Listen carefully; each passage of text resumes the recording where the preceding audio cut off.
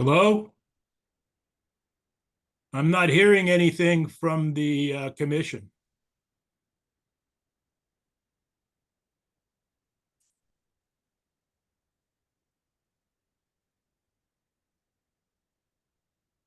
I can see you. Now it shows me as my name up, but I'm not hearing anything from from you guys. Burnett, can you hear me from this computer? Yes, I can hear you now.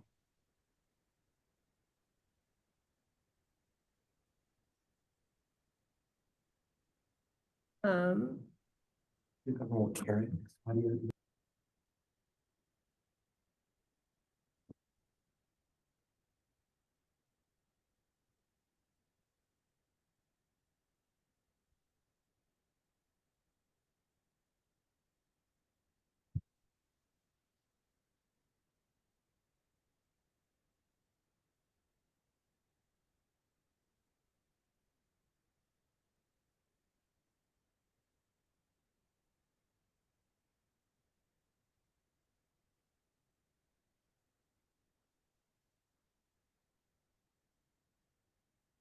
Just to let you know, I have no sound at this point.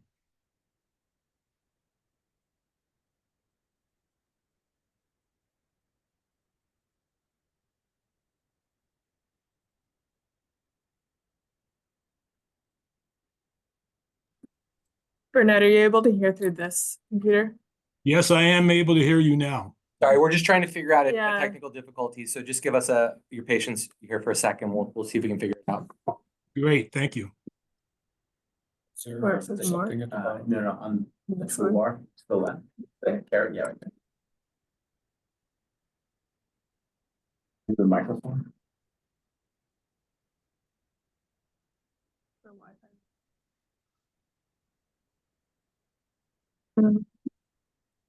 All of our computers stopped working once the meeting started. Soon, Microphone. my turn. Message to Scroll down. within the interest of time, if this is not resolved, this Time will and yield language. to maybe asking to. System, Well, sound, I know it's not a comment. volume.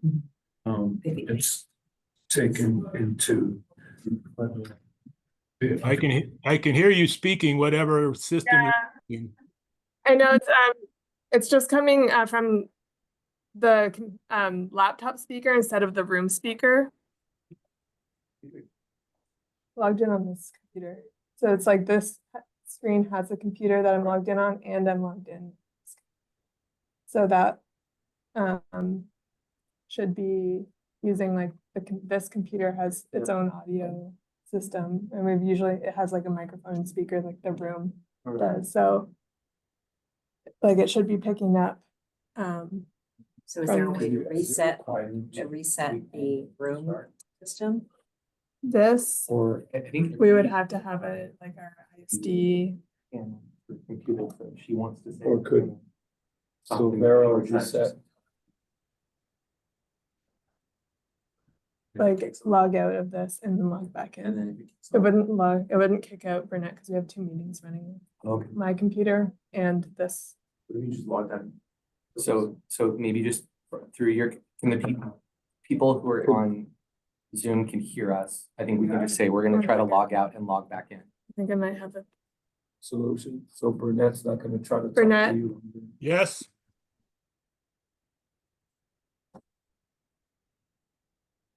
I can't hear you again. I did hear you when you spoke my name.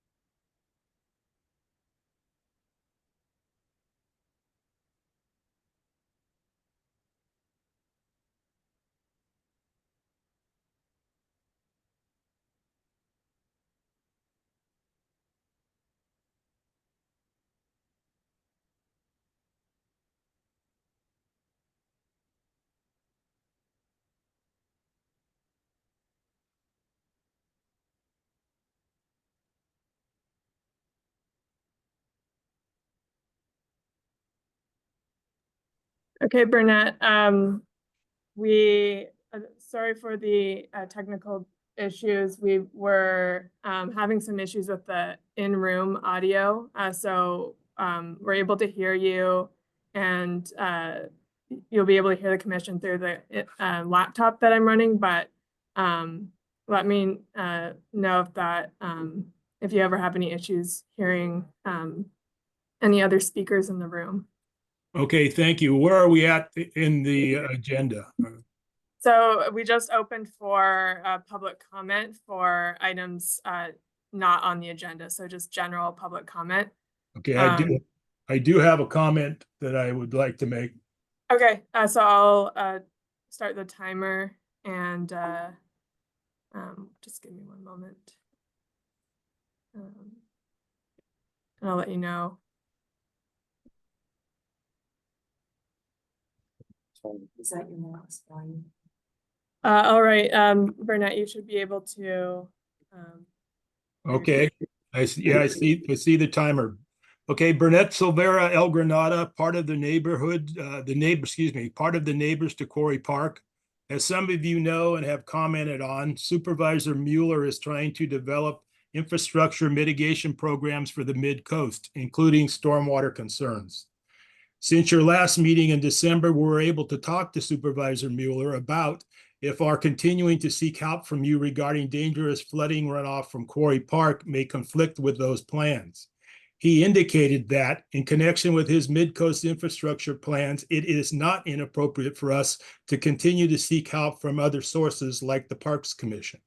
He remarked that there are multiple approaches that can be undertaken to resolve identified stormwater concerns on the mid-coast, other than just those envisioned by his infrastructure mitigation plans. For example, many county and state departments continually work on stormwater issues as part of their mandates and will continue to do so in addition to his efforts. And geotechnical consultants to Quarry Park's master plan approved in 2022 identified park stormwater runoff as a dangerous infrastructure area of concern requiring future resolution. Us continuing to seek your help to address a dangerous stormwater flooding issue that originates from Quarry Park, a county park, does not conflict with Supervisor Mueller's mitigation plans and is not inappropriate for us to continue to seek your help outside those plans, particularly given the flooding nature of Quarry Park stormwater runoff, the danger it poses to us, the residents of the neighboring community, and the Commission's ongoing efforts to promote and enhance the health and safety of San Mateo County residents. So we again asked for your help to resolve the park's dangerous stormwater runoff that floods into our community. Thank you. Thank you, Burnett.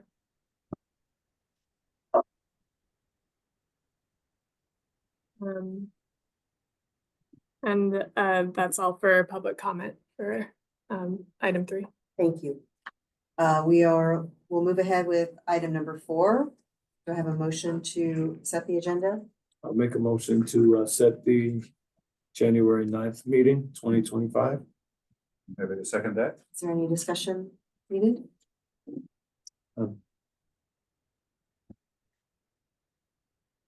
Do we actually need a vote or? No, okay. Do we have a voice vote, please? Yeah, all in favor? Aye. Aye. All right, motion passes. Item number 5, the department update.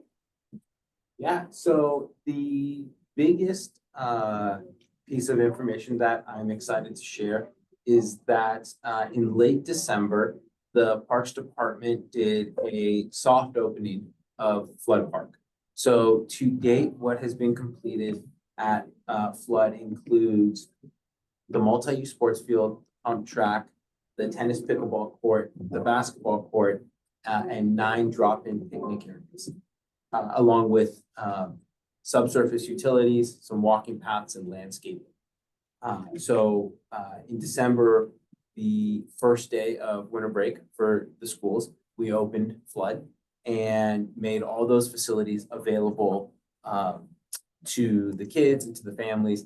And really excited to say that, and for notification, what we really did is we pushed it out through our Flood Park, our Realized Flood Park email group, which has about 500 people on it.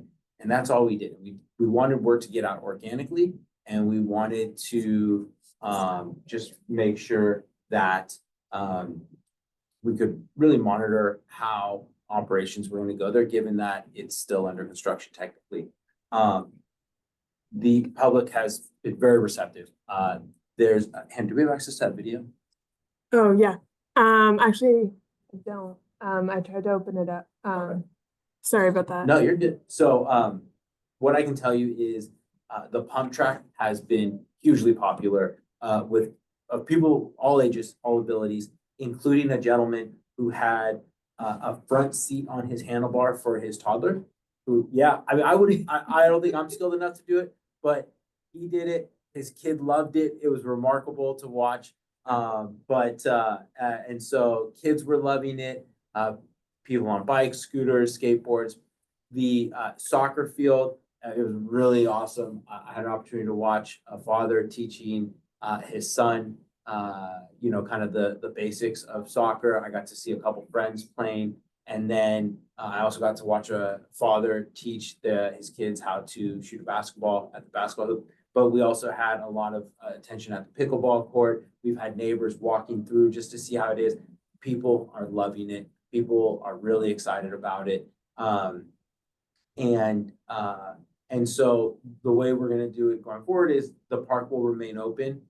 We've pretty much completed everything within the zone that's open right now. So we've been able to just put all of our focus on finalizing elements of the park that are in the area that's still closed. So that includes some hydro seeding, that includes the cutover of our water. So historically, we've been served by Menlo Water. We're going to be served by Cal Water going forward. So the cutover of that, the delivery and installation of the countertops for our reservation areas.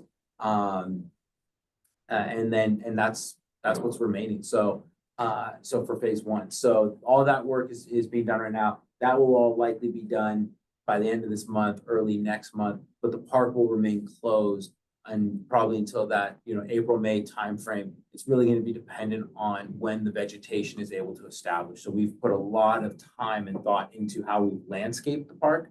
And so we want to make sure that that landscaping has an opportunity to establish without people running on it and playing on it. So once that's done, we'll be able to open. Looking at the schedule, right around the same time we open the main part of the park, we're going to be closing down the middle part of the park to start construction on the playground. But this is something that, Flood Park is going to be in really for the next year or two. It's just this constant state of construction. And so for us, it's going to always be about how do we progress the project while making as much of it available to the public as possible. We still will be renovating one of the restrooms. We'll be constructing a brand new restroom, and we'll be constructing the playground, all within 2025. So there's still, a lot of work that's left in the park. That leaves the last big ticket item as the baseball field and the large multi-use field, and there's no schedule on that yet. Having the privilege of working on this project for almost 7 years now. The department's been working on it. Scott, what are we going on? 11 years, I think. To see kids finally using it and having fun, it's a good feeling. So we're excited to have that open, and obviously the public's thrilled about it as well. I was told today it sounds like a group of about 20 kids that were there yesterday. We think it might have been from one of our local nonprofits, and they stopped by, and 20 kids just having the time of their life on the soccer field. And so if it's the group we think it is, this is a group out of North Fair Oaks who doesn't have access. North Fair Oaks doesn't have their own soccer field. And so this is their soccer field. And so for them to be able to go and use it whenever they want, that's something we're really excited about. So that's the biggest news of kind of what has happened since the last commission meeting. And then we are continuing to advance at Tunitas Creek Beach with likely an opening around the same time as Flood, probably March or April. And then we've advanced, San Bruno Mountain. We're going to be doing some community engagement coming up here in Pescadero for the community space project. And we are now finalizing all of our contracts to start the community engagement effort for Magic Mountain Playground at Coyote Point, which is really exciting for us. And then lastly, this year we are implementing what we're referring to as this upcoming budget year, which is fiscal year 25-27. We'll be implementing a facility improvement program. And so what we've done is we've asked the districts to tell us what type of improvements are needed most in their districts. And so we're going to be funding those. And we got some really awesome projects that are improving drop-in picnic areas, reservation areas, and some campsites. And so really just continuing the overall effort of addressing deferred maintenance, bringing our facilities up to speed. And really for the next couple of years, what we would like to be able to focus on as a vision is focus more on our existing facilities and less on these big cap projects. We want to be able to take the facilities we currently have that are already being loved and make sure that we're maintaining those or improving them to the condition that they need to be at. So that's going to be something you'll hear us talking a lot about over the next couple of years. And I do think whether it's local, state, federal level, kind of the Achilles heel for all park agencies is deferred maintenance and falling behind on that. And so, you know, we're certainly no different. We are just trying to catch up on that. And with that, happy to answer any questions that anyone may have. Thank you. Commissioners, questions, comments? Yeah, a couple, can we mix comments and questions? or- Absolutely. So first comment, well done on flood. How cool that you got it going in time for winter break. So that was nice timing and a nice gift to all those families that got to enjoy it. So well done. Question on, I guess I already had a question on Tenitas Creek timeline. So that sounds like that's gonna be somewhere springtime opening. Yeah, and you know, we kind of the last real big hurdles we're dealing with are going to be the weather, are going to be some work with some of our utility agencies and some state agencies. So kind of just working through those process, but I think there's a clear path forward. And so, you know, as long as weather holds up, then yeah, we're looking at, you know, that March, April timeframe. Nice. And unfortunately, just kind of one other thing, given the structure of the park, we're not going to be able to do a soft opening like we did at Flood, where we open a portion of it while we're finishing others. It's just that it's not going to allow for it. So it'll be an all or it'll kind of be when we're ready to open all of it, we'll open all. That's just around the corner. It's gonna be exciting. Very good. And then one other, just a quick comment, since you mentioned San Bruno Mountain, I actually just went there a few days ago. Yeah. For the first time. Kind of amazing place. Right. And I noticed when I went there, it mentioned it was a county and a state park. Mhm. And I had never noticed that before. I was just kind of curious what that means. If you wanted to take a moment. Yeah, yeah, absolutely. So what we refer to as the saddle area. So if you parked in the main parking lot and kind of went towards the city and that section views of the bay. So that flat area is all technically state owned. So it's owned by state parks. And we manage it for them pursuant to an MOU that the board just renewed maybe 2 years ago. And so yeah, we've always managed that for them. So actually our San Bruno Mountain Improvement Project is on that land. And then the portions on the other side of Guadalupe Canyon are our county. I got you. It's really cool. Yeah, it's a beautiful, wonderful place and recommend it to anybody who hasn't been there before. Yeah. Commissioner Wilson?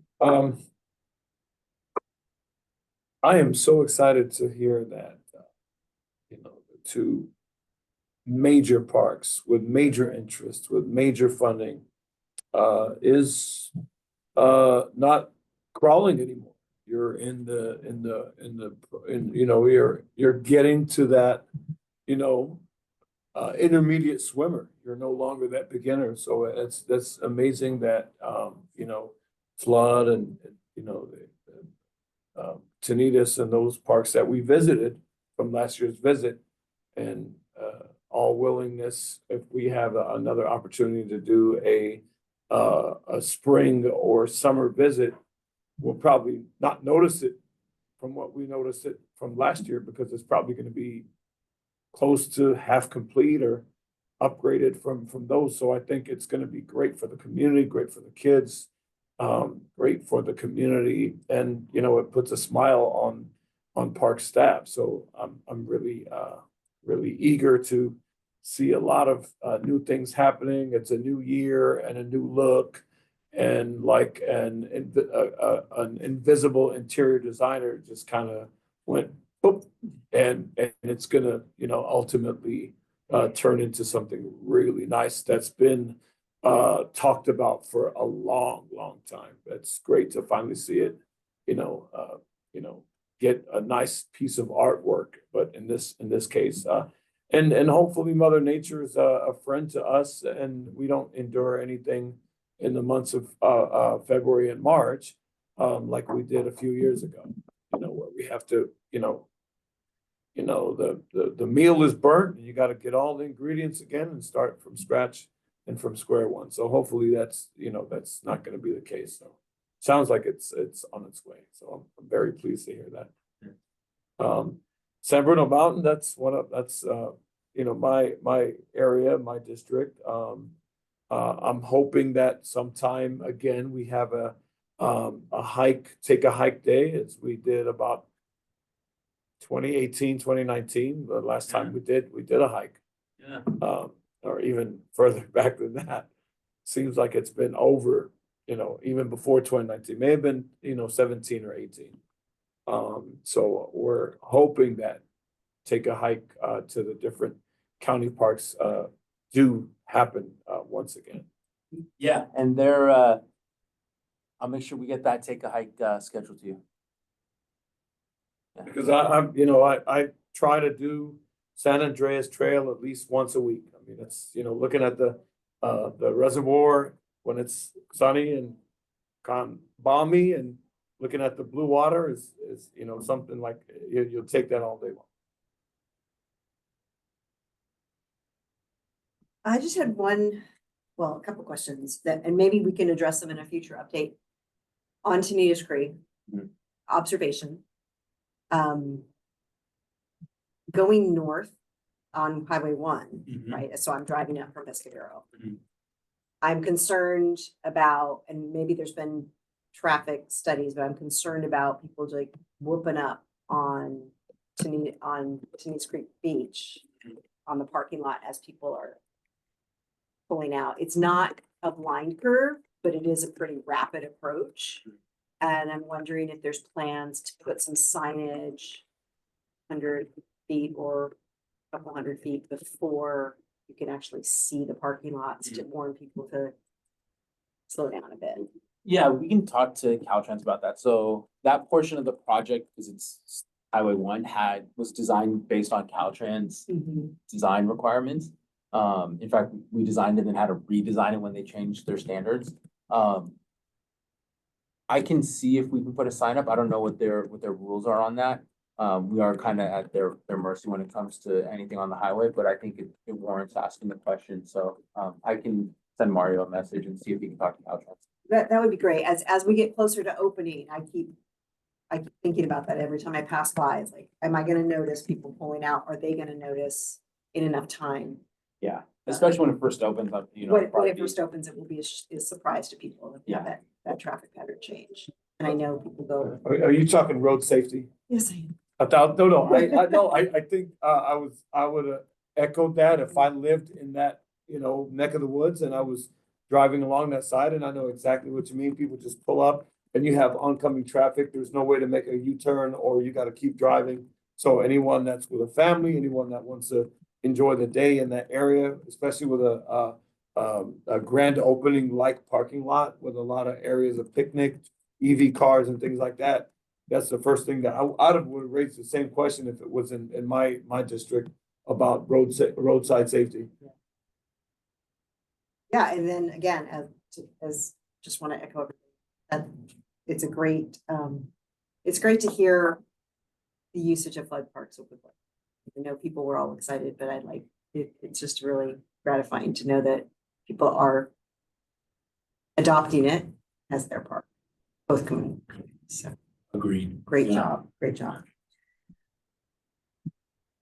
Okay, with the no further comments for the department? Oh, go ahead. One, actually, I did actually want to tie into your comment about the Tenedos Creek traffic question, because I'm glad you brought it up, because it was on my mind too, a little bit. And so, because I think that cars in general what are they limited to? Is it like 50 miles an hour, 45? I don't know what they're limited to, but that's not what they go. There's a big difference between the speed limit and Yeah. the cruising speed out No, there. exactly. That's what I'm saying, but like the official limit is a lot lower than what people do. Yeah. And that is, it's got some curve to it, but it is relatively straight. People are probably really going pretty fast. And you may have somebody pulling out unawares. It could be a very terrible accident. And so I know sure Caltrans has all kinds of ideas for alertness, but maybe even having, blinking yellow lights just during the time that park is open on both sides, So as you have drivers coming by, they see that. So there's not a stoplight or anything like that, but it's just like, there's this awareness there. Yeah, and I just sent Mario a message to see what we can do about that. So yeah, happy to look into that. Moving on to the regular agenda, Um, item, public I'm sorry, public comment on department updates? Now calling for public comment on item 4, department update. We have one hand raised on Zoom for Burnett. Burnett, you should be able to unmute and share your comment. I'm sorry, Hannah, that hand shouldn't have been raised. It was still a holdover. Thank Okay. you. Okay, thank you, Burnett. So no further. No further comments? public Okay. comment. Item 6.1, subcommittee reorganization. This is a proposal that the subcommittees are in effect dormant. And I believe since they were officially enacted through an official motion, we need to disband them through an official motion. If that's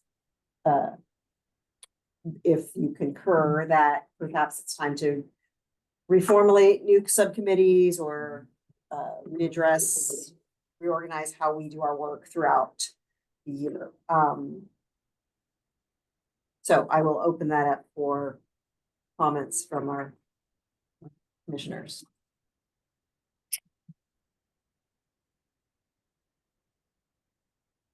Happy to jump in Thank you. just to start the conversation, if that's okay. I think that these subcommittees are kind of it's a moving target for us, right? Because we have areas of interest that we want to focus on. So we don't necessarily need to keep a long roster of unused subcommittees open all the time. So I think it makes sense to kind of continually reevaluate the utility of any given subcommittee. And if we haven't used one in 3 months or something, then maybe it's time to shut them down. On the other hand, when I look at this list, for instance, the partnerships and connections one, to me, seems like it has a lot of value, potentially to us towards leaving it open, just because I think that part of our job, here on the commission is really to continue to interface with lots of other organizations. Have a kind of a nice placeholder I was thinking about, and this may tie into another agenda item, kind of our future goals, but really kind of hearing from other groups on a more regular basis. And I have some ideas about that. But for example, that might be one that I'd like to retain. I could see how the Fish and Game comes and goes depending on how the funding is and how we need to process that. So open for discussion, but happy to reevaluate each one of these. Yeah. I think I echo what Commissioner Blunt says. I think it's imperative to know what order of importance these line items are, and also to understand where we are as a commission. What is it that we do? What is it that we want to improve on? And how do we want to be a known commission that has done what they promised, not just to the public, not just from public commissions, cover up public comments, not just the appearances from the away venues, away from the indoors that we've been promising what we've been keeping our word. And I think and congratulations, as this is your first meeting as tabling chair, so I do want to roll that out. And then just that, it's your year. It's, you've got the Merlin wand and you've got to do what it takes to continue to build the backbone and kind of go back, to the script or to the drawing board and say, what is it that I want to do in my tenure as chair for 1 year? And what is it that I'm going to prioritize? And that's just something that I can't tell you to do because I've been a past chair. And, I'm hoping that, Commissioner Block has a lot of good ideas. But you as a new chair have to come in terms of say, what do I want to do in order of how this is, how the syllabus or how the minutes are read in those importance.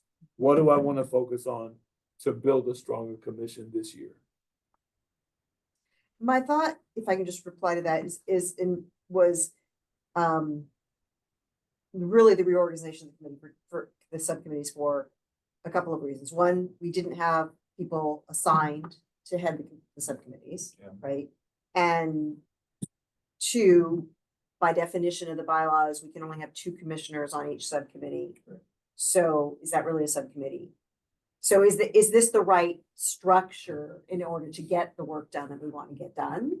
And if it is, and people are willing to be the chairs of those committees, and are we willing to have invite members of the public to work with us so that we have Great idea. actually Great more idea. people?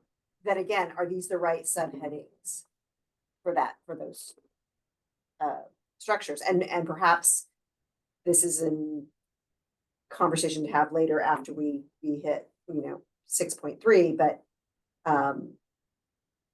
the reason I put it on here was just exactly to get your thoughts. What are your thoughts about reorganizing subcommittees? And we can always defer action to a later date. Correct. Very good idea. I'm on board with it. Yeah, thank you for bringing it up. I think it's important. I think that one comment I have about the subcommittees is that because we're limited to 2 because of the Brown Act, right? Mm-hmm. And yet I feel like a subcommittee would be meaningless if it only had 1. And I think historically we haven't had a lot of folks on, actively involved, with these subcommittees, myself included. And so it really, it has to be either 2 active participants from the commission or just don't do it at all, right? And that's the challenge, right? Because that's a pretty strict criteria. And then if we did do that, then to be really successful, we would open it up right, for public, membership, and that's be a lot of work. So something we have to decide if people want to do that, and that would only apply if it's really something we're actively working. So maybe there's other ways. I think it's what you're getting at. Right. There may be other ways to keep these things moving along without necessarily having them as a subcommittee. What do you think? I'm open to feedback on that. I just, again, I'm looking at, as Sam said, what I would like to see us do this year. I'm like, well, we kept revisiting this, had this topic on the agenda last year, but it never went. So if it's not working, let's find some ways to make it work within our bylaws and, the way that boards and commissions operate. So, if we are not ready to disband these subcommittees now, that's fine. Then the action then for the agenda would be to table it or to take no action. I'm asking council to advise as to. Yeah, you don't need to take any action today. If the consensus is to, and if you could do that as a motion, if you wanted to take a motion to table this for a future meeting. If there's some action related to this, if you want to do some kind of I guess you could form an ad hoc committee to make a recommendation about committees. But I would suggest, you know, if what you're thinking of doing is just tabling this for now, coming back maybe at an upcoming meeting with a proposal, that would be sort of for the consideration. I mean, the other piece obviously is you could wait to do anything with this until you have more members. I know that that's another item on the agenda today, and it's tough to know when that'll happen exactly. Do we have a timeline at all? It could be quite some time. Yeah, I'll be meeting with. Maybe we should hold Well, off on that there's until we an get to that item on the agenda. That's a item on 6.4 that Chair will, But to your question, Chair, you don't need to take any action today on this if you don't. I do think, before you make that decision, you probably should take public comment. If there is any on this particular item, and then, you know, if there's a motion to table, that would be in order at that time. Any further discussion from the commissioners before I open for public comment? Maybe, hold on one second, I'm just thinking. Mhm. You can obviously return to discussing, especially if and when there's a motion that's made. This would just be doing public comment before that. Yeah, no, I guess, yeah, so maybe we will want to return, because it kind of feels like, you know, the 6.1 kind of ties in with 6.3. Is it because, you know, our focus for 2025, you know, we're looking at the whole year now, might really tie into that exact topic and how we want to handle that. So when we get to 6.3, can we Can revisit come that. revisit? Okay. We open for public comment on item 6.1. And now calling for public comment for item 6.1. There are no hands raised in Zoom for public comment. I'd like to suggest that we table this then for a future meeting or later discussion. Three voices. Does that Yeah. require a motion, or is does that? that, You know, I think because you had flagged this as an action item today, I think it would probably be appropriate, and motion would be in order. Trying to motion. so you could make a motion for the items to be returned on a later time or later month. I think so. Is that your motion? I think that's what You you, are the chair. You have to yeah, make the Chair, motion. you make the motion. Do I have a second? Yes, yeah, a second. If that was indeed a motion. No, The motion is that we table item 6.1 to a later date. And I'll second. All in favor? Great. Thank you. Item 6.2 is to address a new standing agenda item known as items of outstanding business. And this is, again, to address exactly what we just did, which is that it seems like in every meeting we have items which we want to do follow-up or a report from perhaps a commissioner goes off and does some research and wants to come back. It's not necessarily an item for future agenda. It doesn't really belong in that category because it's not a big presentation or a new topic, but it is something it's a placeholder for where we need to keep items that have not been resolved. And so my suggestion here was to just simply incorporate that into the framework of our usual meeting agenda so that we know, and the public knows, that there will be a place where we can have follow-up items parked. That is the proposal, hoping for discussion. And so the idea there is basically just to make sure it's really transparent. That like if something comes up at a meeting, we say, okay, well, this came up, we've now documented it. It's not going to just fall away and get ignored over time without some sort of resolution, one way or another. That was the intention. Yeah, I like that. I remember us talking about that before, and it feels good. It's a nice way to go. So that makes, complete sense. I think all of these from 6.1 to 6.2 and even on to 6.3 all kind of tie in and correlate with each other. So I think we, can just accept what has been in the agenda, what they all tie in together, and then that's just something that we can go back to. We have comments from staff? My suggestion to you, if this is what you are going to do, for Brown Act purposes, is that you'll need to be a bit more specific about what you're receiving. I think having a generic item that is just like follow up on items from previous meetings is not sufficient under the Brown Act. I think follow up on items from previous meetings with a bullet point list on the agenda that specifically identifies which particular items or matters would be sufficient. But it needs to be a more specific than simply saying, having a sort of a standing agenda item that is receive updates from prior on pending matters from previous meetings. And I'm not suggesting that's what you're intending to do. I just wanted to be clear. Thank you for clarifying that was my intention, that we would list out specific sub items of the exact things that we be talking about, so that the public is notified. I guess clarification for staff. Is it the hope then that at the end of every commission meeting, those items will be identified, or will those items be identified through the agenda subcommittee? Those items would be identified through the agenda subcommittee based on the minutes of. Yeah. And then I think also, And then- obviously, as the chair who is, setting the agenda for a coming meeting, you would have the ability to make sure that there's specific items on that list at your discretion. So the mechanism then would be that these items would be collected through the minutes, right? We'd have our minutes, and then for the next meeting, those would be reviewed and added on to that list as kind of running for a living list of items. Correct. And so, Providing there's an actual update, yes. providing there's an update, well, what if there's not an update? What if it comes up? Like, what if it came up at last meeting, somebody had a concern?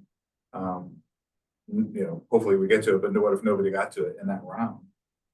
And then, so there's no update, but it should still continue on the list, right? Or would we then have to make a decision like there's really nothing done? So have an act, the update is nothing to do. Something like that, because I feel like each thing that makes it on there then needs to have some sort of inclusion one way or another, and we're not going to follow up on 100%, right? Depending on what we decide. Please. To the chair, my understanding is that this is different than the agenda item that is for future agenda items. So this is more like things that might come up where a member of the public asks for something and the commission says, well, we're going to ask Parks Department staff to follow up with that person. And then at the following meeting, you could then receive an update from Parks Department staff about what, if anything, came of that. I don't know that this item necessarily contemplates action items. It's more just for you to be able to sort of close the loop or on those things. You certainly could also add things to agenda for action items. This is back to kind of the idea that you as the commission have fairly broad discretion to do what you want to do during these meetings, subject to the restraints of the Brown Act. It's a little bit different because unlike perhaps an entity like the Board of Supervisors that, has the ability to direct staff to do things, you don't necessarily have that. But I think this is more, my understanding of what you're attempting to do here is have sort of this mechanism by which members of the public can sort of be assured that something has happened, if there was follow-up, that's actually occurred. And that's really what you're attempting to do here. Exactly. And we're not trying to abandon any of the tabled items. And, if you as a chair and myself as a commissioner and vice chair want to link up sort of, halfway point somewhere and meet up and talk about something for those future items and future meetings, we can certainly do so. That is well within the realm of any Robert's rules, that we're not, leapfrogging and doing things out of context. So I think if we wanted to do something and just kind of meetups, you just throw out there's this XYZ cafe, near the coast. I mean, it would be totally okay to do so, given that, let's say we want to talk about something.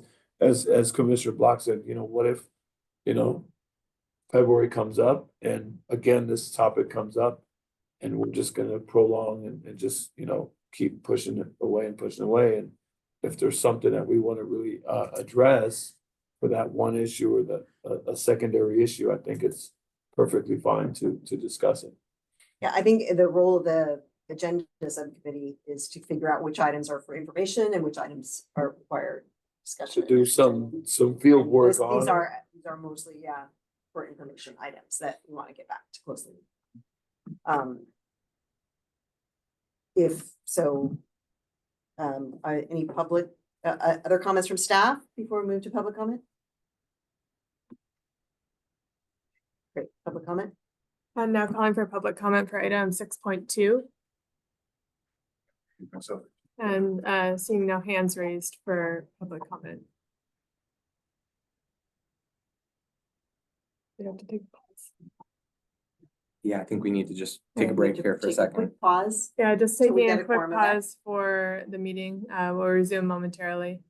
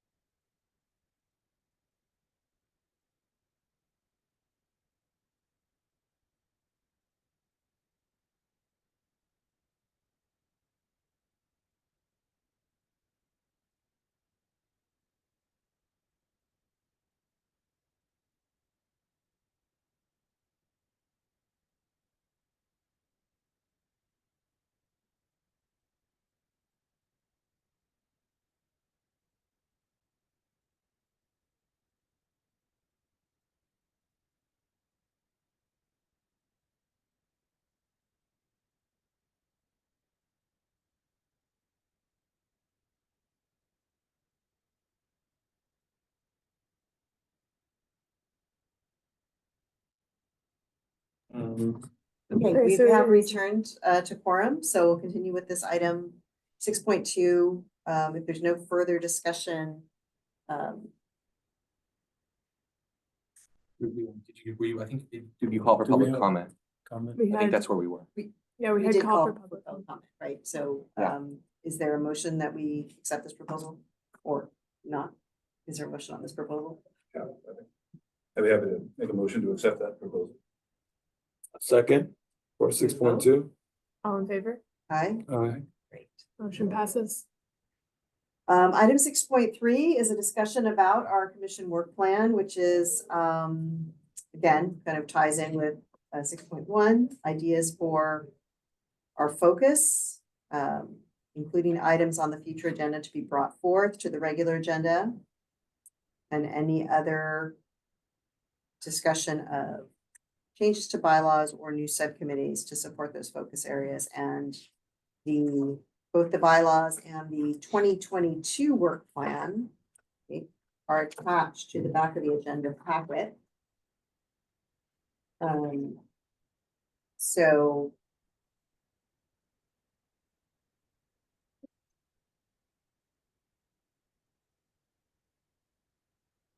and since I was not on the commission when the 2022 work plan was devised, if anyone wants to comment or enlighten the new commission on how the work plan was put together, that would be helpful to the discussion.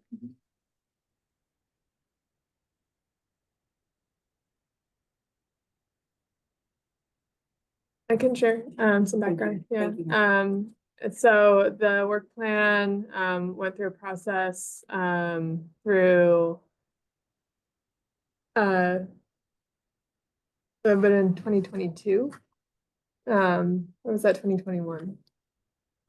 Yeah, so yeah, the commission met over a course of several meetings to really revisit the work plan and go through what a prior version had outlined for commission goals, objectives, and actions that seemed in a lot of ways no longer relevant to the current priorities for the commission, and wanting to be able to update that to reflect what the current commission's priorities and goals and objectives should be. So there were a number of meetings in which a facilitator actually joined in order to assist with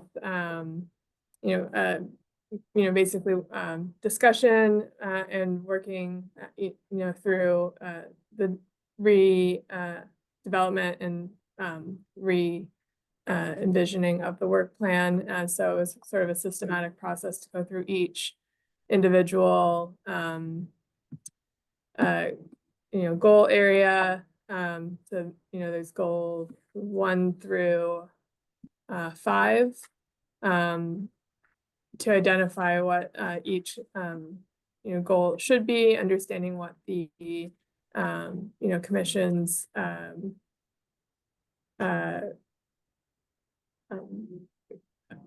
structure and what it's required to do under how it's formed through the Board of Supervisors, so capturing those in its goals, but then also through the objectives and action items column, working to actually create some actionable ways in which to achieve those goals. And so that through the course of a number of meetings was what you see in this version is ultimately what the commission agreed on as the top goals and objectives and actions. And that is how some of the former subcommittees were also identified, with the intent that those subcommittees would be assigned specific action items to be able to really advance that work outside of the commission meetings. Thank you. Questions or ideas on? Just really quick, and in those times, I think it was just kind of the world was starting to reopen and we were still meeting virtually during the 21 and into 2022. I think it was quite a while before we started to resume our meetings, and I think you still, neither of you were still on board yet with the calendar years was it was correct. I think you came on in 23 and 24. And then past chair Jorge Laguna did a very good job, and the department staff did a really stellar job in pulling us through with the online meetings for the duration now before we started to sort of resume a meeting in person. So there was a lot that the department had to put together and had to really reinvent the wheel on where they want to focus on structure on. We also had the bad storms that just kind of put a huge damper on everything and just ruined a lot of the projects before they just sort of re-entered the room and started to redevelop things. So those were some challenging times during the 21 and 22 years. So the department really did a really good job putting forth what we have on the goals and objectives of 2022. So hopefully we can emulate that in the coming months. So my questions, I guess, are in terms of, sounds like it was quite an extensive formal process. Was it, what initiated that? Is it something that it's typical of the commission to do every 5 years, every budget cycle? Or was this just kind of a one-off thing that? Yeah, sure. I think that's a great question. I think at the time there was a lot of change going on both at the commission level and the department level, and the overarching question of what is the ultimate role of the commission, it wasn't getting answered. And so there was a thought that if the commission could come up with a work plan that would guide their efforts, it'd be easier to be able to answer that question. I think, I think we talked about it a little bit last meeting where, the infrequency of presentations to the board of supervisors and the overall kind of recommendations to the board were very limited, and there was a hope of turning that around. And so I do think, though, as from staff's perspective, watching this process unfold, I think the work plan became too big and too ambitious. And I think we've probably seen that from the infrequency in which the subcommittees are meeting, and the subcommittees only represent a fraction of what the overall work plan is trying to accomplish. And so, I think from the department's perspective, there's only so many things that we can do. And so having the commission be able to couple their recommendations to the board tied to things that we're actually able to see through, I think is going to be the most important. I think there are things in here that we've never had capacity to even really take on. And so the opportunity for it to ever gain traction was pretty limited from the get-go.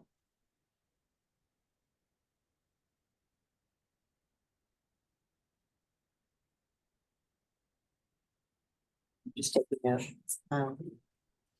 So one of my first questions is, as well as like, how many of these action items have been completed that we could take off if we were to proceed with, assuming we're going to stick with this work plan and let it guide our work for the 2025. Which of these are already done, at least the action parts, Um. And which ones are the priority to complete or to focus on that support staff's budget priorities. And the board of supervisors priorities. And are there any that we want to add? Don't go crazy, Nicholas, because you're like, no, we're gonna say more. Are there things that we should take off and then, because things have changed in the last 3 years, and maybe there are other goals that we're missing here that would better align with county priorities. So those are some of the things that I would like to explore. Again, and it's recognizing that we will have 2 new bodies on here, hopefully who will have their own interests and skills and expertise to lend to this effort. What can we start doing right now? Because I also don't want to wait till we have the full 5 to start this discussion, because it may be mid-year and then we won't get anything done. So that's really where I just want to start. If each of us picked one area that we wanted to dive into and say, where are we? Yeah, I own it. Where are we? What do we want to work on this year? And if there's something on that future agenda list that isn't reflected in this work plan that may need to be, let's articulate that and come up with a plan to address it. So that we're not kind of just, I feel like we have a lot of stuff on that list that we're not focusing on because we don't have a mechanism to focus on. Yes. If I may Yes, Director. make a suggestion. Do you think it would be helpful if at your next meeting, staff gives a presentation on its priorities and initiatives that it's working on and that it foresees for the next budget cycle of that 25-27? And then once we've laid that out, then the commission would be able to say, what are we interested in? Where's that overlap? And let's focus on that. I would hate to have you go off of this work plan and then you learn about things we're working on later on. I would have rather have done that. Would that be helpful? I believe that would be helpful. Fellow 1000%. commissioners, what would you? 1001%, not 1,000. Like, that's one, literally. We want, Yes. we, I was actually gonna, address the body, and staff and say, hey, why not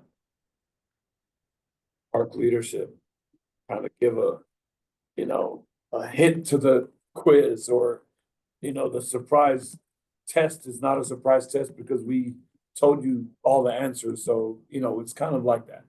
Give us a kind of a looming into something that, this is what we propose, this is what we envision, this is what's gonna happen in the next year or two. We want that. Yeah, we can do that. Agreed. And then for the February meeting? Yeah. And I would say keep in mind, yes, I'm also interested in the, assuming, maybe not, this is an incorrect subject, that staff's priorities and initiatives for the budget also mirror county supervisors, their priorities, right? We as the commission, that is our role, is to make sure those 2 things align. So let's start definitely with that would be department is thinking for the next cycle. That would be really cool. Yeah. And then what I'd like to ask of my fellow commissioners is, in this interim month, is to really look at this work plan and think about what you're seeing now that you've been here for many years. Where can we make an impact? Where can you personally make an impact? What are we hearing from the public that might need to be integrated as well? When you say work plan, we're talking about these objectives. Yeah, 2 or other. the 2022. Again, based on these goals, because that's where we're standing from, but with that lens of what's missing now, just from what you've heard in the past year of your tenure, what seems extraneous, like, and what do you think a priority would be? And then when we can hear from staff and add that part of the information to our decisions. And then we'll have another discussion about what we want to do. So this Well, I this like again that. will be a multi-meeting conversation. I like As we- that, and I think it's high time to do it at the beginning of the year. We can kind of get our structure lined up and get our, get our focus and our priorities, so we know how to do that. I think, of course, hearing from staff about all your priorities, super critical. Being a voice of, making recommendations to the Board of Supervisors is, of course, important. Hearing from them at some point about their priorities might also be useful, and I'm not sure about that directionality of that information. So it's something we could think about. But I did have it's a kind of a thought about this, goals and objectives from 2022, because this document to me feels like it probably had like tremendous utility at that time. Very useful organizing the group, at that time. And for me to jump in and look at it now, it feels a little clunky. I think there's been it was a good effort, like really solid goals for that time. And the way I see it, and I'm not a fan of having multiple documents floating around. Like, I'm good at having one document. So I see a lot of this stuff. It's not really a goal so much as just like a job description. Like goal number 1, advise and make recommendations to the Board of Supervisors. Well, that's not a goal. That's what we do, right? A goal would be like start a new dog park or something like that. So I think we could potentially go through this document and chop it up and incorporate things that are really parts of our job description into that next document. So we kind of flesh that out a little bit more. And then what we're left with is, the things that we think are still worth doing that haven't been done yet. And that might just be kind of an action item list or something. No, I wasn't trying to get the attention, but I think with these mentioning and all this discussion, I think it would be a good time to talk about, and I wish I would have done this when I was chairing in 2019, but just kind of, I was maybe 2-3 years in, and we had a lot of new folks come to the commission, and a lot of new park staff and a lot of rearrangement that I wanted to, like, I didn't have a good rapport with, or a knowledgeable rapport with the Board of Supervisors.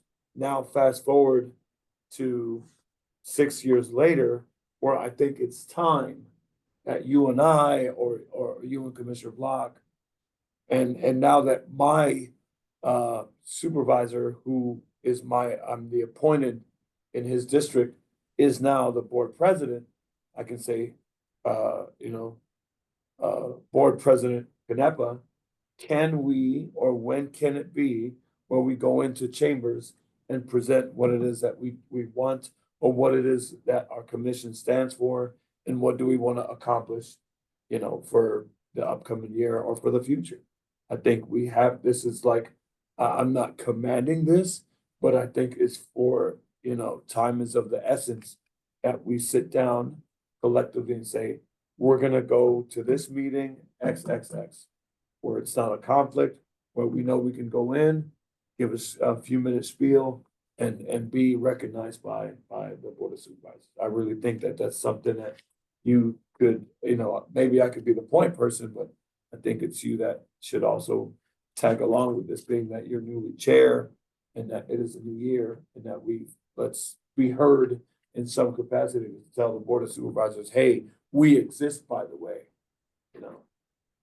So maybe that's something that you wanna, look into, as when it is that we can go in to a chamber meeting in the months to come, to maybe get a few minutes of public comment time in one of their meetings to say, hey, we are the Parks Commission of San Mateo County. This is who we are, this is what we're about, and this is what we want to carve. This is what we want to paint. This is what we want to agendize, or this is what our plans are to be a continued great commission that has these aspirations for the upcoming year. And just kind of make it nice and sweet. Thank you. That was part of my thoughts on this when we mentioned last time of doing an annual, you know, we are supposed to do an annual report to the Board of Supervisors. And I was like, oh, what would we put it in? Right? Ideally, we should be able to go, this was our job. Here's what we did. Here's the result. And this is what we came up with. Yeah, based on this. So that's why I went back to this document and said, well, how did we do that? How did we strengthen, you know, build a stronger partnership between the commission and the foundation? And to deal with that. So that should be our guiding light for what we're doing. And I agree, this is quite ambitious given the size of our commission and the breadth of what the meetings that we have. So I think focusing this down, thinking about how we want to focus this down to something achievable will help us also plan the agendas And for do the you rest have of a the target? year. Do you have a target month? I would think maybe March or April. Like do it within the first 3 months of the year. Yeah, I You know, think that March would would be a good plan. be- March or April would be a good plan after we've heard from staff, after we've had a chance to talk about where our focus is. Yeah, going. what staff think about that? From a staff perspective, that works. I think the question is, you know, do you think that's enough time for the commission To prepare, to deliberate on this? I think April is a, good target month. that's something we can continue to discuss. And this item was just a discussion item for this For the work plan. for this agenda, so no action is needed. Any more discussion by our commissioners before we open to public comment? Staff? Public? We have one hand raised for public comment for Burnett. Burnett, you should be able to unmute and share your comment. Okay.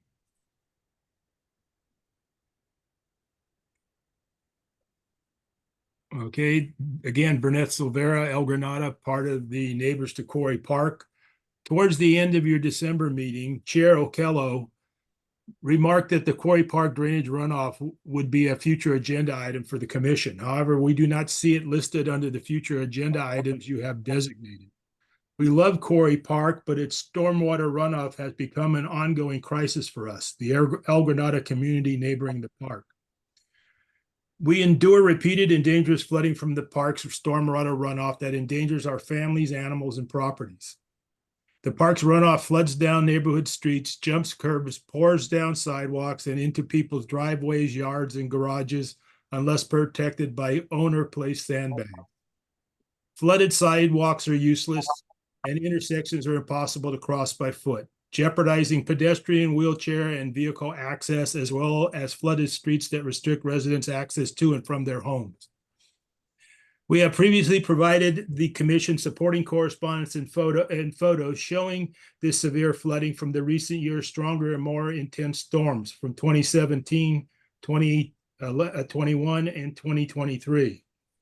And as stated earlier, Quarry Park approved master plan specifically identifies park stormwater runoff as a dangerous infrastructure problem requiring resolution, but no such resolution is provided by the plan. So we ask that you please retain Quarry Park drainage runoff as a future agenda item to be moved into the regular agenda in your 2025 work plan. And I wanted to point out that you just raised a dangerous condition related to Tenitas Creek traffic and received a possible solution. That's exactly what we are seeking from the commission with the flooding stormwater runoff danger at Quarry Park. Thank you. Thank you, Burnett. Thank you. Any additional public comment? No additional. Let's move on to item 6.4, new commissioners onboarding plan.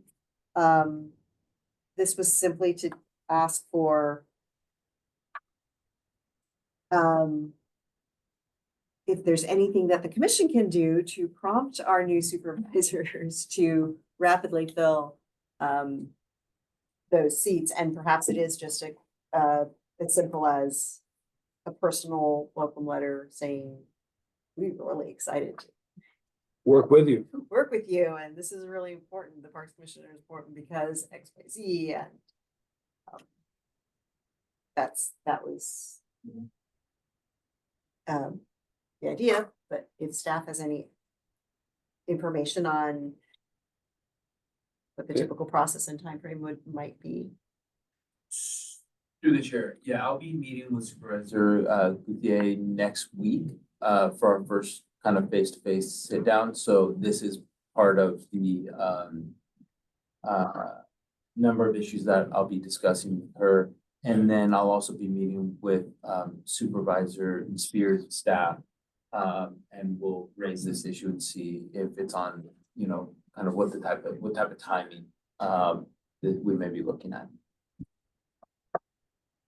Yeah. So, I would also want to ask my fellow commissioners in terms of when these new commissioners join the board, what would be most helpful for bringing them up to speed as quickly as possible, given we have very few actual, working meetings throughout the year. Are there things that we can do to help them come to speed quickly on our issues? Or what was most helpful for you when you joined? for me, I had, at the time, Meta Kello was the chair. And I was actually, when it was whispered in my ear or tapped in my shoulder by a new supervisor at the time, who said, I'd like for you to become, to join one of my commissions, which was Supervisor Canepa.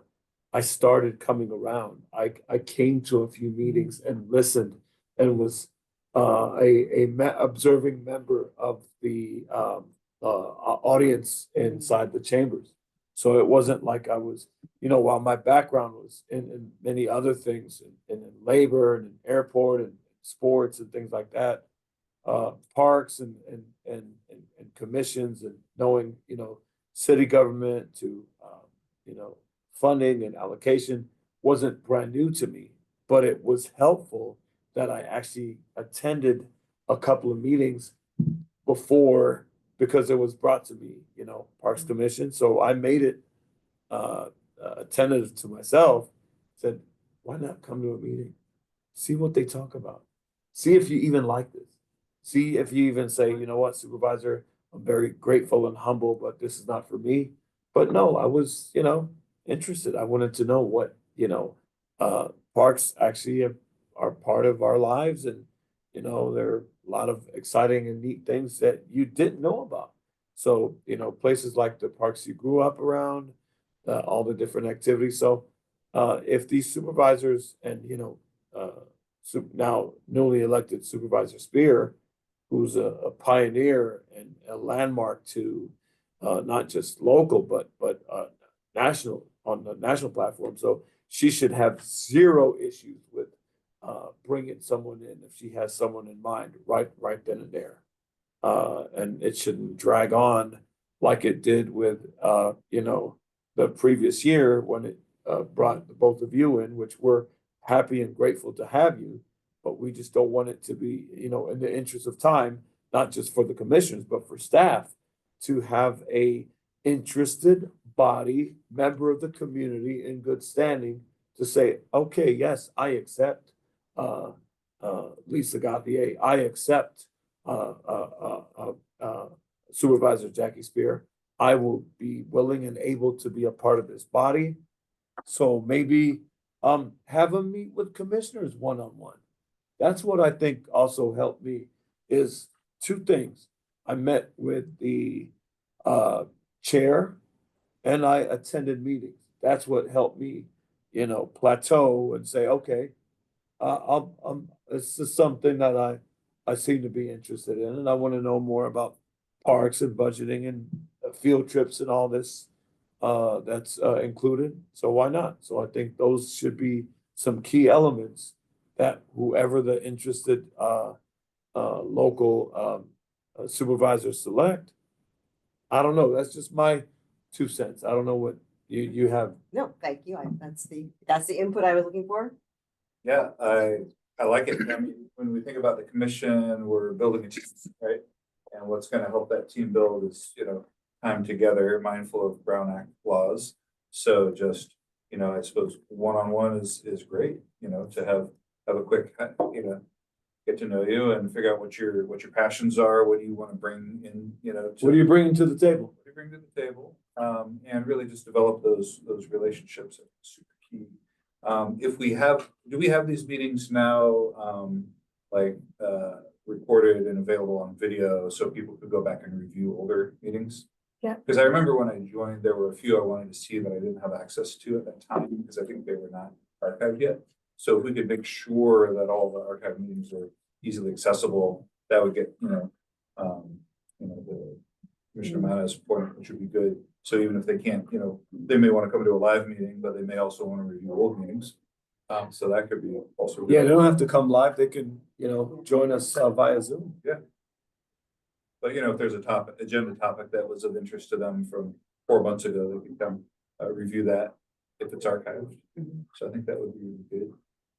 And then I think if we have our own ideas, kind of well organized, it'll help them organize around that organization. So if we do our job between now and April, like you're suggesting, which I really like, that'll help them as well. Great. Staff, any input or suggestions for what we can prepare?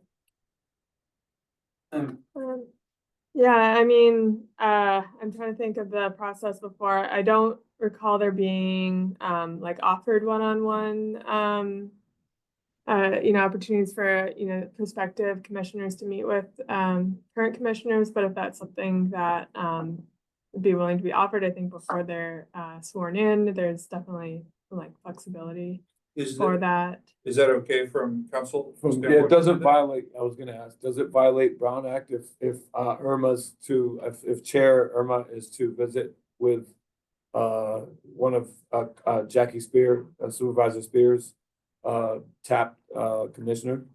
No. I mean, again, this is, the Brown Act prohibits a quorum, a majority of members from gathering without an agenda published in order to develop a consensus. So that's the limitation. I don't think what you're contemplating would do that. And the timing wouldn't matter whether they're sworn in or not. Either. I mean, I don't want to give you a lawyer answer, but it depends.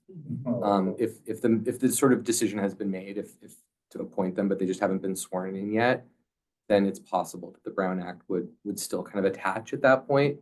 But even with that, I think what you're contemplating wouldn't be a problem. As long as it's one-on-one, not.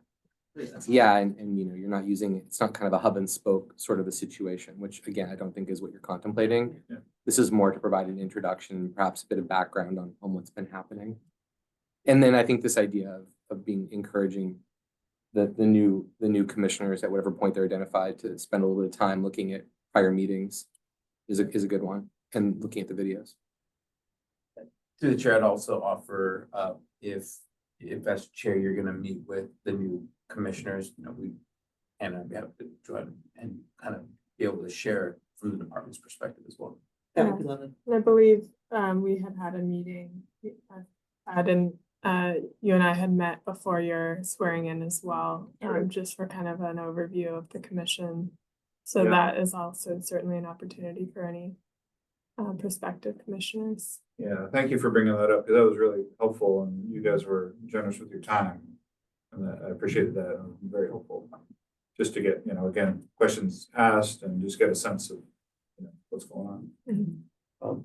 Through the chair, just quickly, the supervisor had been a supervisor-elect, won his race, had asked those who he felt would be in good standing to be members of different commissions. Supervisor was sworn in January of that calendar year, of the beginning of that year. Asked me in February. I said I would be interested, proposed it. I attended the March meeting. I was sworn in April of that year. So that was rather quickly. So if that's kind of what I'm hinting, we're in January, this is the first meeting. If these supervisors are pretty efficient and one may be new to sort of county office, one is definitely an engineer of nationwide, doesn't need any introductions, probably can pick and choose who they want and could be approved almost in nanoseconds. So I'm just saying that would be sort of the path that they would take. Maybe if Supervisor Spear has someone, they show up to March meeting or maybe next month perspective, and they get approved and they are commissioners by April. That's just my thoughts on it. I think that would be awesome if we have a full board again by April. And I would add perhaps that we could dangle, they really want to have a full commission before like Tenias Creek Park opens because they want to be part of that celebration. So, we should like dangle that. We got some major, one. major fun coming up. But they want to make sure their staffs are represented. Any comments from public on this item? And now opening public comment for item 6.4. And there are no hands raised in public comment for this item. Yes, let's move on to item 7, subcommittee updates. Having no standing subcommittees or active subcommittees, the only an update I have is that the agenda subcommittee will put together the agenda for the next meeting based on our decisions today. Any comments from staff? Any public comment? Now calling for public comment for item 7 on the agenda, subcommittee updates. And seeing no hands raised for public comment for this item. Going on to item 8, items for a future agenda. This will be something that we work on and just continue to discuss and put into our work plan. Noting that the item about Quarry Park should be on here. Any discussion from? Yeah, I know that item 8.1 is something that I worked on with outgoing and past chair and past commissioner Okello. We really focused on the demographics and the age and culture and opportunities to get access to the parks and how certain ethnic backgrounds made up and composed of who was attending and who was entering the parks, and were they from field trips or were they from private families? What were the age groups from that aspect? And were there folks that were given rides as part of senior citizens, or were they using their own vehicles, or were they able to get community buses to bus them to the parks down the coast or the parks on the west side of San Mateo County. So those are all things that are near and dear to me, because I know that we're able to work on those. So I think this is something, 8.1 is something that I'll really try to reinvent the wheel on, because I know that this is a familiar face, and not to call it a face, but a familiar topic that I had previous experience with. So that is something that you would Definitely take ownership of.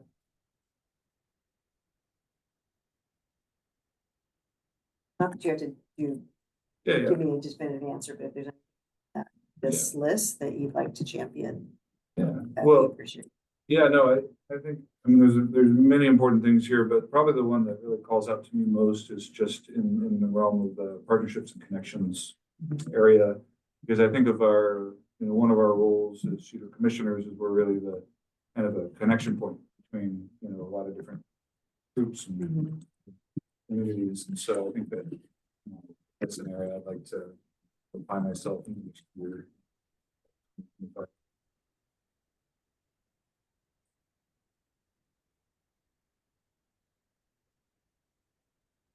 So as we move forward with more discussions on, and after we've heard from the staff on what their priorities are for the upcoming budget cycle, we'll be able to refine these and prioritize these items and move them on to the working agenda for actual presentation and discussion. Are there further comments from staff or public? Now calling, we do have one hand raised for public comment for item 8, items for future agenda for Burnett. Burnett, you should be able to unmute. Okay, again, Burnett Silvera, El Granada, part of the Neighbors to Quarry Park. I believe I heard that you acknowledged that the Quarry Park drainage runoff item should be listed as a future agenda item.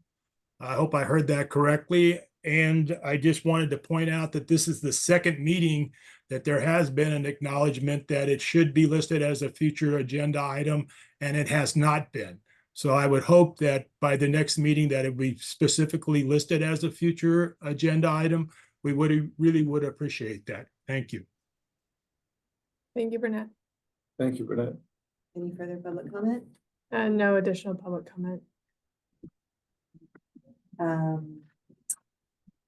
There's no further items from discussion or comments from our commissioners.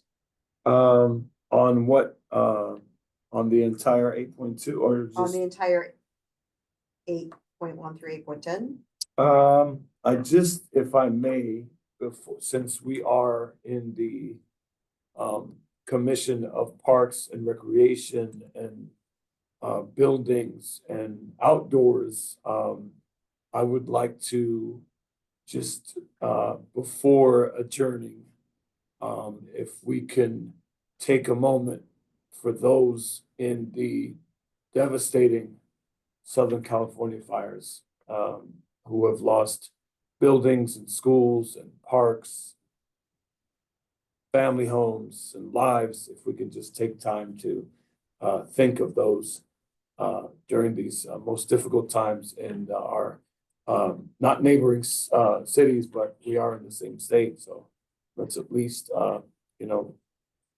our heartfelt thoughts to those in Southern California before adjourn. Thank you. Agreed. We are mindful that we steward a vast amount of land and have done a tremendous amount of work to reduce fuel loads.